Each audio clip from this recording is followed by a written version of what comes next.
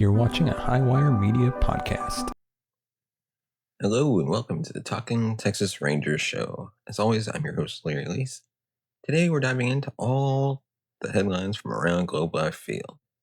Before we do that, give me your thoughts on the Rangers this year in the comments section below. Let's keep the conversation going.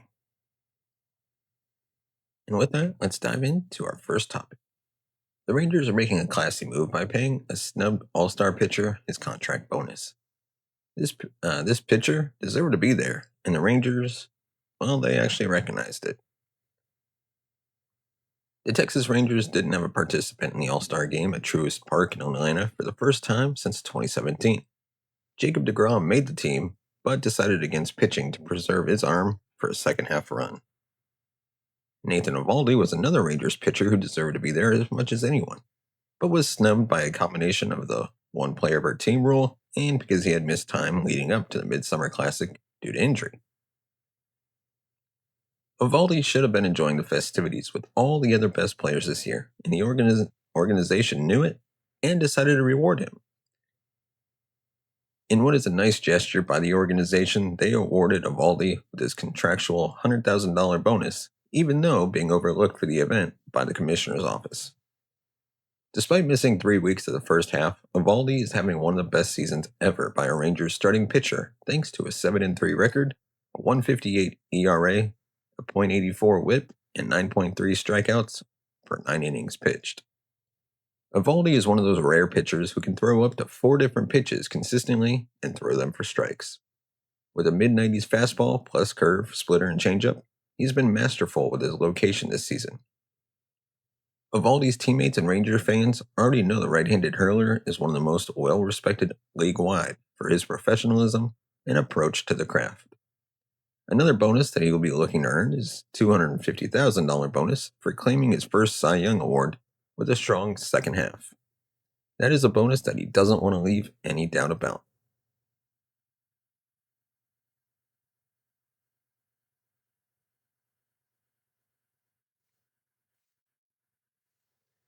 And now we're going to take a look at 3 Texas Rangers who's going to survive on their roster past the trade deadline, but shouldn't be here. So there's 3 Rangers that will stick around, whether we fans want them to or not.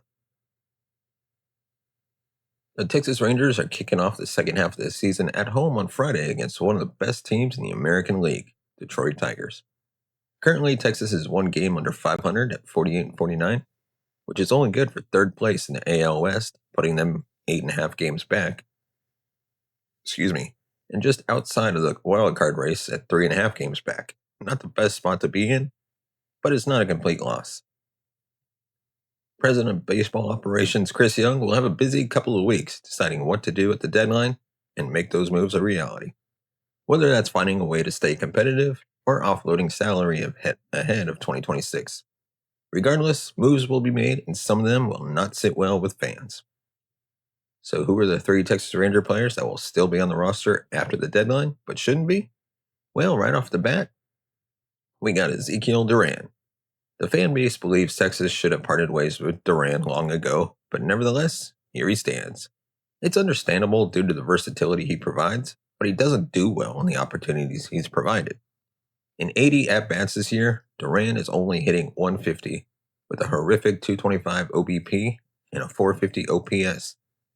The player that hit 14 homers and drove in 46 runs in a bench roll just 2 years ago is now down to no long balls and just 5 RBIs so far in 2025.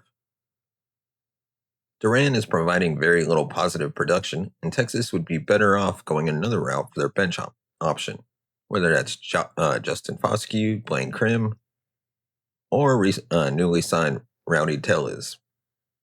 And number 2, Michael Hellman. This is a weird one because he will eventually get called down or released by Texas and join the list that includes Kevin Pillar and Dallas native Billy McKinney as short-lived major leaguers in Arlington. He's only had 4 at-bats, but can envision him sticking around solely because Alejandro Osuna still isn't fully cut out to be their only reliable outfield option off the bench. The 29-year-old is still yet to record a hit in his 4 chances, but has drawn a walk, stolen a base, and scored 2 runs.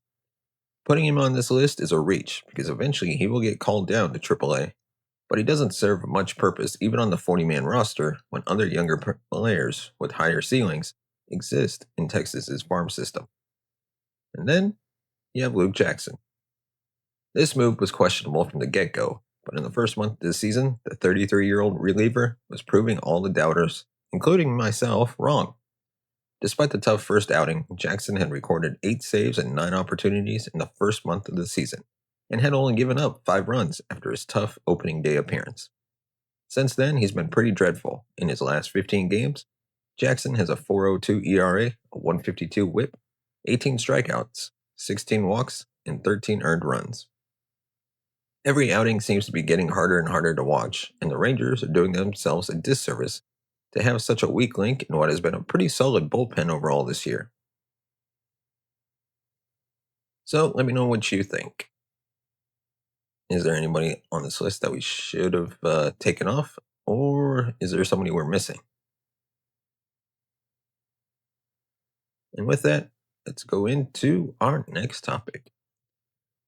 We're going to take a look at we're going to give you a breakdown of the Texas Rangers picks from the 2025 MLB draft. Another Major League Baseball draft is in the books. With the conclusion of the 20 rounds, and the Texas Rangers walked away with 20 potential new faces in the organization.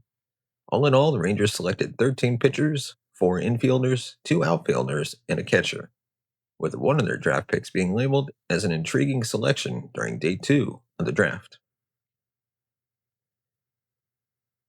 And apologies for butchering these names. Round 1 at pick 12, Gavin Feen, shortstop. Gavin was the Rangers' first high school first-round pick since Cole Winn from 2018 and has the potential to fit into various roles on the diamond. He could fit third base, first base, shortstop, outfield. He's currently slotted at an approximate pick value around $5.7 million.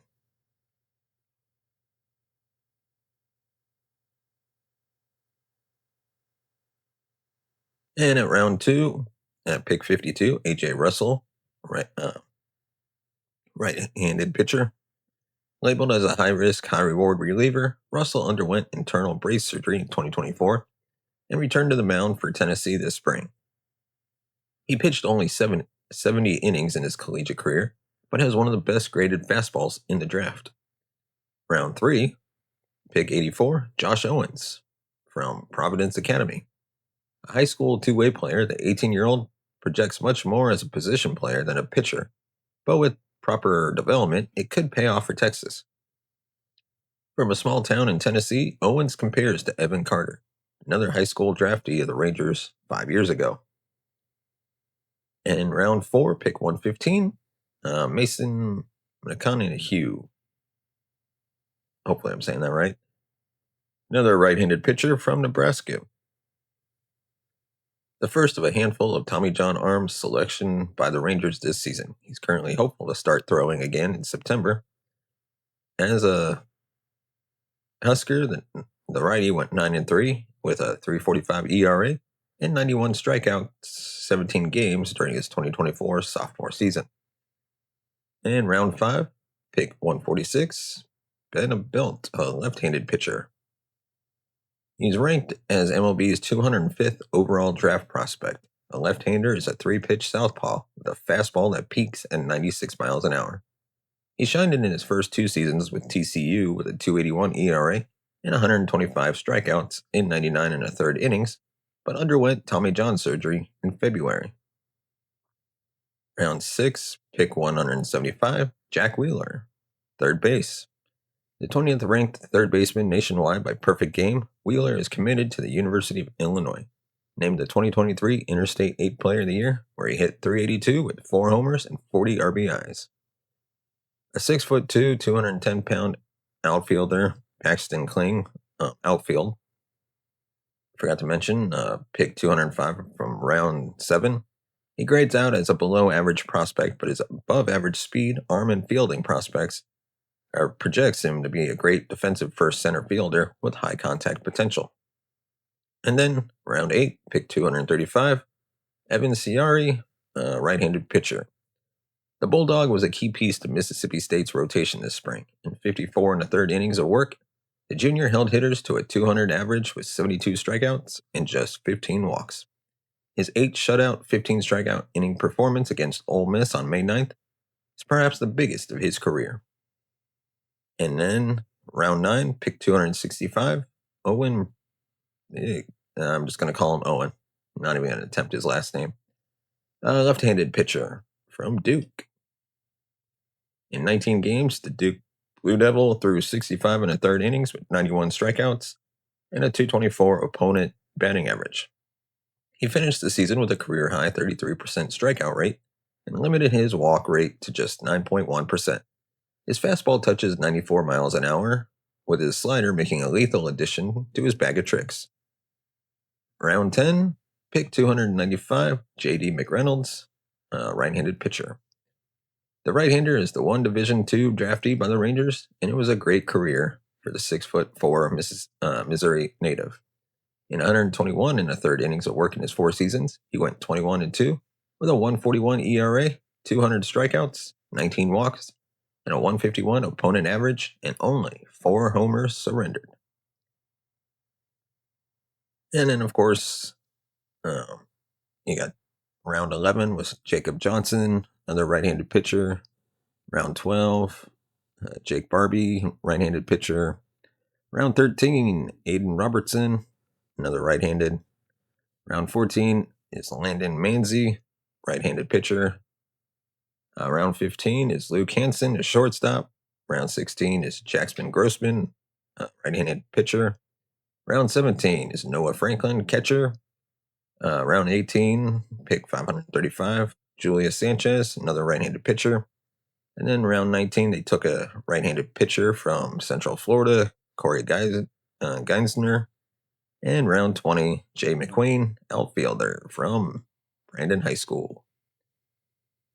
Let me know what you think of the Rangers draft picks this year.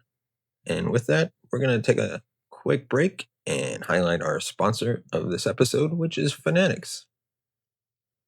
All right, Ranger fans, this is your era. After years of grit, heartbreak, and building from the ground up, your Texas Rangers recently won the World Series a few years back, and now it's time to show the world exactly where you stand with the best Rangers gear out there from Fanatics. Fanatics is the ultimate one-stop shop for Texas Rangers merchandise. Whether you've been rocking red and blue since the Nolan Ryan days, or just hopped on the bandwagon during that electric postseason run, Fanatics has everything you need to represent with pride. We're talking official Nike jerseys, both home and away, including the World Series patch editions. Got your eye on a Corey Seager MVP jersey? They got it. Want to be the first in your section to rock an Evan Carter shirt? Done. Fanatics carries exclusive gear you can't get anywhere else, and they restock fast, so you're not stuck waiting months after a big win. But it's not just about jerseys. Fanatics has it all. Throwback caps, snapbacks, flex fits, graphic tees, polos, hoodies, framed memorabilia, signed baseballs, and game-used collectibles, even home decor for turning your place into your own personal globe life field.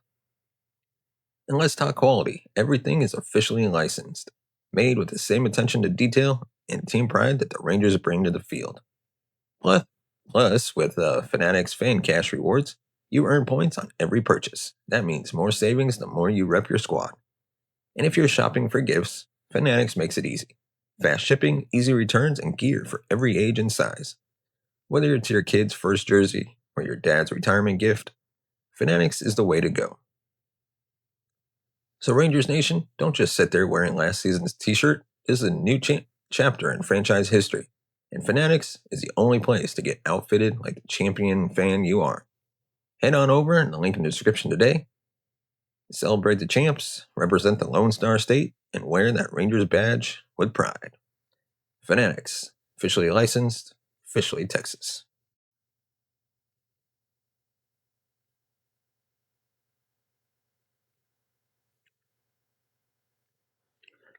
Rangers are hoping lightning strikes twice with a small-town Tennessee draft pick.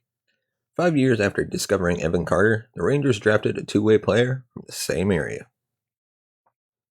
They say if you're good enough, no matter how remote or far away you play, the major leagues will find you.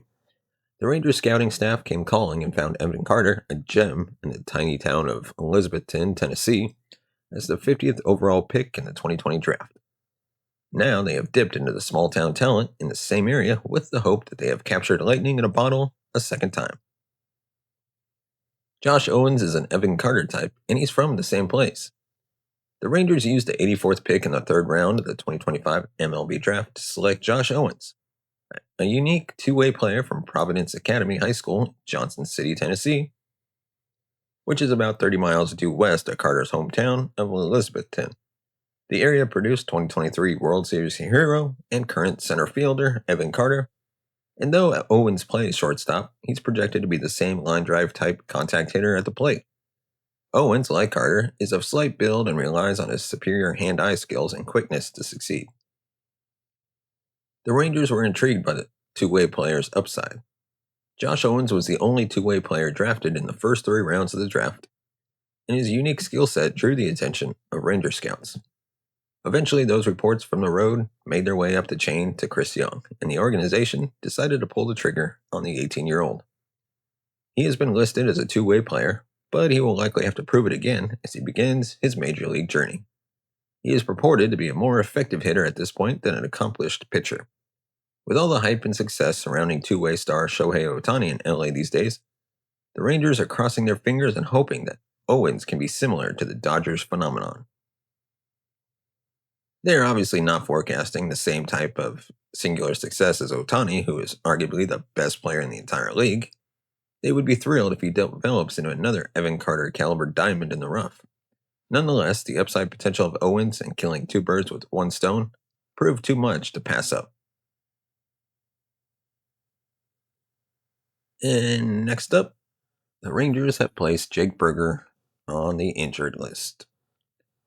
The Texas Rangers placed first baseman Jake Burger on the 10-day injured list, retroactive to July 13th, with a left quad strain. No move to replace him on the active roster has been made as of yet. With this move, Burger will miss at least the first 5 games after the All-Star break and would be eligible to return on Wednesday, July 23rd.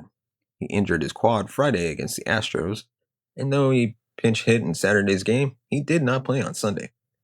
The Rangers held off on making an IL move initially, as they were not sure that he would miss enough time to necessitate a move. With the Rangers not playing again until Friday, Burger would miss just 6 games if he was activated after the minimum 10 days.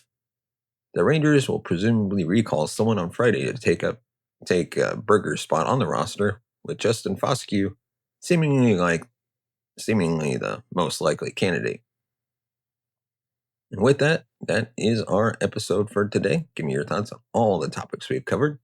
And of course, if you want to support the channel, you can buy us a coffee at buymeacoffee.com/TT Rangers or scan the QR code that's right there. Yeah, right there. And of course, you can find us on all major podcast platforms, Good Pods, Amazon, Apple Podcasts, wherever you get your podcasts from. Give us a review on Spotify or Good Pods. And with that, thank you so much for watching and listening. We'll see you next time.